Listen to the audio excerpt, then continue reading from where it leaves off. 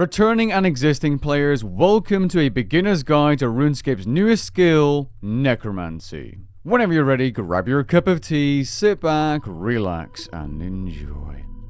To start your Necromancy journey, head over to the Draenor Lodestone, to which a trail to an underworld portal awaits you. This portal will start off a tutorial which will introduce you to the story, both skilling and combat basics, and the City of In case you skip through the tutorial, don't worry, as I'll explain everything with extra detail in this video. At the end of the tutorial, you'll be left with starting weapons, abilities, and level 5 Necromancy. You find yourself at the ritual site, and as you might have noticed during the tutorial, there's a major city to explore just next to it. Before making your way inside the city, speak to Malignius Mortifier to get some trails to key shops inside the City of Then, upon first crossing the bridge to enter the city, make sure you activate the City of Lodestone so that you'll be able to get back more quickly. If you have Viswax, you can use that for faster lodestone teleport charges. Loop is an NPC found on the northwestern side of the city that sells basic ritual supplies. I would suggest you buy out his entire stock. Sostratus, found on the southwestern side of the city, sells the lowest level necromancy robes, including spares if you ever find yourself creating multiple sets. Selene, found on the far eastern side of the city, can be asked to help you teach your necromancy related prayers and curses. If you have curses unlocked, be sure to talk to her twice to gain access to them. Speaking to NPCs will provide you with some souls for your Well of Souls, a sort of skill tree in which you unlock talents in the form of abilities, passives, and incantations, which are a sort of spell. It's worth noting that not all abilities are locked within the Well of Souls located at the ritual site, as most are unlocked by simply increasing your necromancy level. To unlock tiers of talent, so vertical progression, you must collect souls, which are obtained from rituals and necromancy related quests. To then unlock a talent, you need talent points, which are obtained by getting a certain amount of combat experience.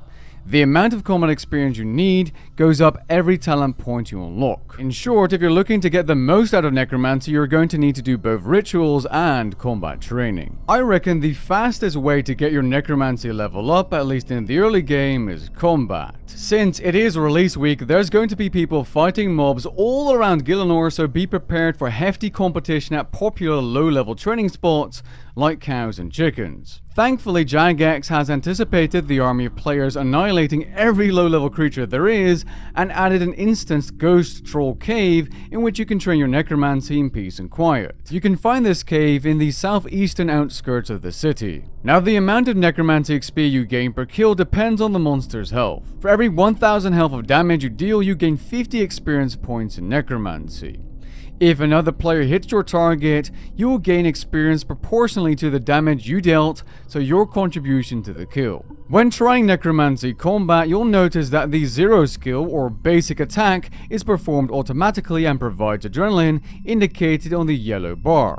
This adrenaline can be used to trigger thresholds such as the Finger of Death ability unlocked at level 8 to deal big damage. Hovering over abilities also gives you a lot of information. For example, you can see that the amount of adrenaline the Finger of Death ability uses can be reduced by having a certain amount of necrosis stacks. As luck would have it, your next unlock at level 30 necromancy, called Touch of Death, generates 4 of those necrosis stacks. So you can use this ability to reduce the adrenaline cost of Finger of Death by using it before the Finger of Death ability. You might have also noticed 2 colors of damage in the footage, one being teal and the other being purple. Purple damage is known as necromancy damage, so the damage you deal with your basic, threshold, and ultimate abilities. Teal damage is known as spirit damage, so the damage your summoned conjures deal to your target. It's worth noting that conjures are not the same as summons from the summoning skill, and you are in fact able to use summoned familiars and summoned conjures at the same time. Conjures have a far shorter duration than summoning familiars and require a tradable item called ectoplasm to be summoned. You can get this item yourself from rituals. Before you go out in the world to kill to your heart's content using necromancy, you should keep an eye on this percentage icon within a monster's information box. This percentage indicates the hit chance of your current setup.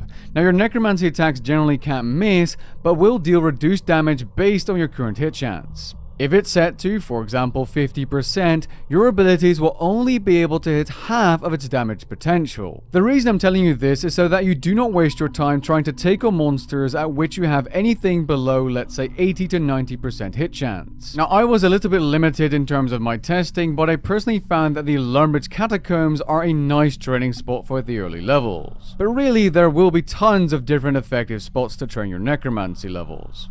If you're an existing high-level player watching this video, if it's so packed that you cannot find a spot, consider capturing some monster souls and placing them in your personal owned Slayer dungeon. Note that the monsters I captured here may not be a good example, I simply used them for visual purposes. The other way of gaining necromancy experience is ritual. Before you perform rituals, I highly suggest placing commonly used supplies, primarily all types of bones, in your focus storage.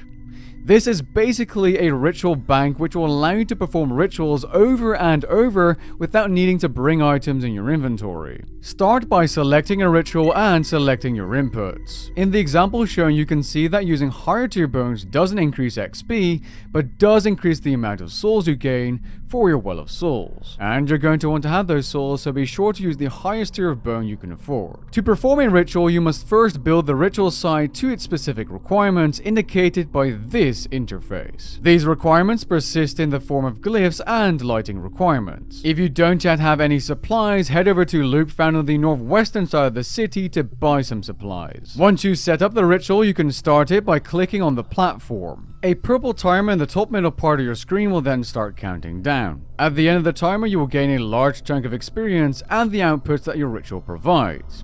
However, you can gain more experience and loot by reacting to ritual disturbances like a moth or ghost wandering around or a sparkling glyph. Reacting to these events will pause your timer, but are absolutely worth doing, but just don't forget to go back to your platform once you've done so. The amount of events that occur per ritual depend on your soul attraction, which can be increased or decreased through special alteration glyphs. Think of alteration glyphs as ritual modifiers and customizability. After your ritual is completed, you can simply repeat the ritual again by clicking the platform if you're using the focus storage, unless you've run out of input items in that storage area or your ritual site's components have degraded. Glyphs and candles will degrade after a certain amount of rituals, at which point I suggest simply right-clicking and choosing the Repair All option on the Lesser Communion.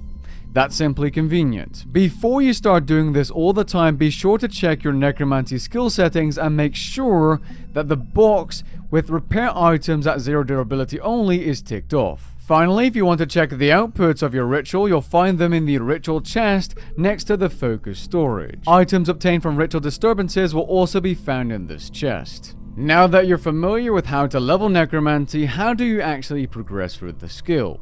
Well, as you level necromancy, you'll notice that you gain access to quests. At level 20 necromancy, you can start a quest called Killy Row. In this quest, you're forced to install Killy's tool with a ritual. However, unlike the other rituals you've done until this point, it requires the change glyph, which requires basic and regular ghostly ink to draw. Regular ghostly ink is created using 20 lesser necroplasm, a vial of water, and regular ashes. For those unfamiliar, lesser necroplasm is obtained from the lesser necroplasm ritual. In that ritual, you turn weak necroplasm, which you can buy from Loop's store, into lesser necroplasm. I suggest you do the lesser necroplasm ritual a couple of times, since you'll be using that lesser necroplasm for more things than one, including regular ritual candles. Now, after you've installed Kiwi's tools, grab them from your ritual chest and head over to Keely, to which he'll give you an urn, which you can fill by either completing one Lesser Communion ritual or killing 5 chickens. Complete either task and then go back to Keely, to which he'll teach you how to upgrade your armor and weapons until level 20. And you have completed the Killy Row quest. You can now install bars, cloth, and thread using the Lesser and Soul Material ritual. The inputs for these rituals are indicated on the ritual interface, and the only special input here are the lesser unsold bars, which require another production step, being creating ununsold lesser bars, which require bronze, iron, and steel bars to create. Chuck your lesser unsold bars, thread, and spider silk items into the focus storage and start turning them into lesser unsold materials. Alternatively, you can just buy these materials from other players, but I doubt that's a good idea on release. Now, these lesser unsold materials can be used to upgrade your necromancy armor and weapons to level 20. To upgrade a full set to level 20, you'll need complete 7 lesser unsold cloth and 2 lesser unsold bars. Now if you want to upgrade your gear to level 30, you will first need to get to level 30 Necromancy, go back to QE and complete a similar task. For level 30, I had to complete either 3 Lesser Communion rituals or kill 25 trolls. For level 40, I had the task to kill 50 undead creatures or complete 5 Lesser Communion rituals. Additionally, Kiwi wanted a meat pie. For level 50, I needed to kill 75 demons or complete 10 Lesser Communion rituals. Additionally, Keely wanted me to get an apple pie and fetch some necromancer flippers. No, you cannot use your regular flippers, you actually have to go get some fishing explosives from your local Slayer Master and then head to Mudskipper's Point to kill Mogres for a new version of flippers.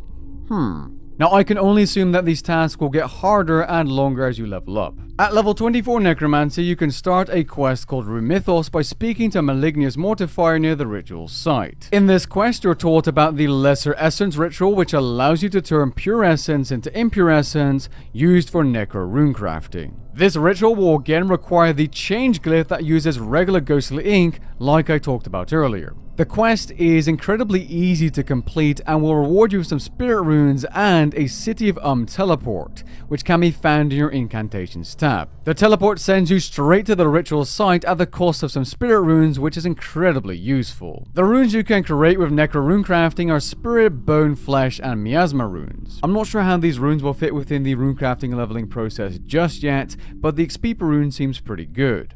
The runes are a supply you need to activate the incantations and even to upgrade your necromancy armor. The miasma runes can be ground into dust, which is used to create the new extreme necromancy potions that are now, I'm afraid to say this, a requirement to create overloads with. As far as these runes go, I'm going to assume that these will become a decent moneymaker for mid-level players. I do have to say that I don't know if there's a faster teleport somewhere later down the necromancy leveling line, but the lodestone seems to be a decent walk away from the dark portal. With that being said, I hope this video can help you on your necromancy journey, and as a final tip, consider completing the necromancy achievement sets for bonuses. If you're wondering how the areas in this video are so empty, it's because this guide was created during a Jagex playtest just before the release, as when you're watching this video, I'm actually on holiday. But I will be back in just a few days, so stay tuned and be sure to subscribe. Catch you guys in the next one. Peace.